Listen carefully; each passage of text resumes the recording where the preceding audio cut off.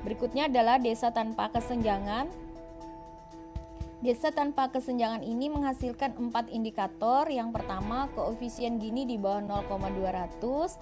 Kegiatan yang mungkin kita lakukan untuk mencapai target tersebut adalah fasilitasi peningkatan produksi usaha rumah tangga serta kecil menengah, dan fasilitasi akses permodalan usaha rumah tangga melalui BUMDesa.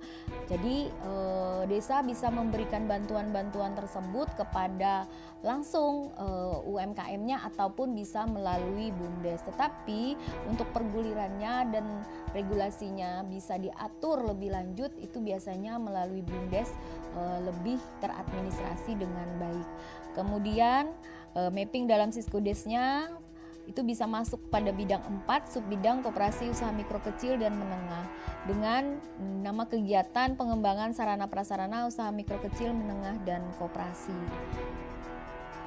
Nah, untuk fasilitasi akses permodalan usaha rumah tangga melalui BUMDes biasanya masuk ke dalam di Siskudes itu di struktur pembiayaan dengan kegiatannya yakni penyertaan modal BUMDes. Nah, nanti persyaratan dan lainnya BUMDes yang akan menentukan.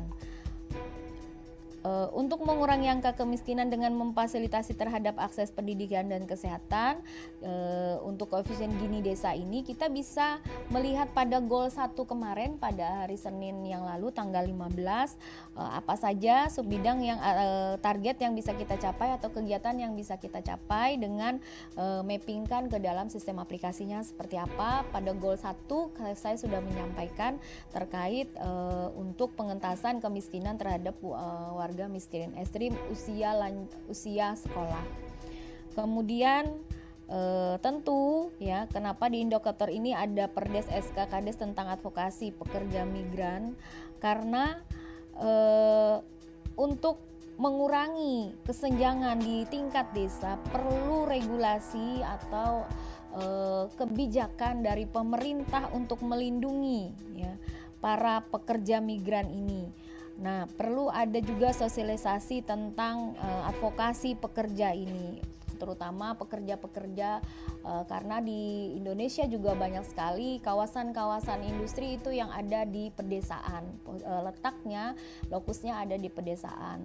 Nah, ini juga perlu, desa juga perlu memberikan, karena biasanya desa terimbas akibat industri-industri tersebut ya, baik dari sisi sumber daya manusianya maupun lingkungan, alam, dan tingkat kesejahteraannya juga akan terimbas.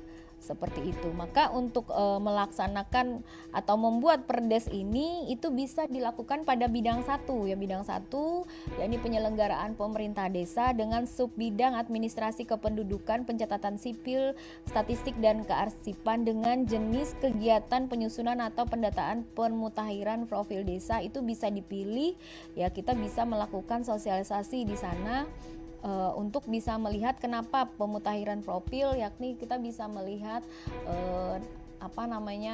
nama, terus pekerjaan dan sebagainya sesuai data isian dari profil desa tersebut ya.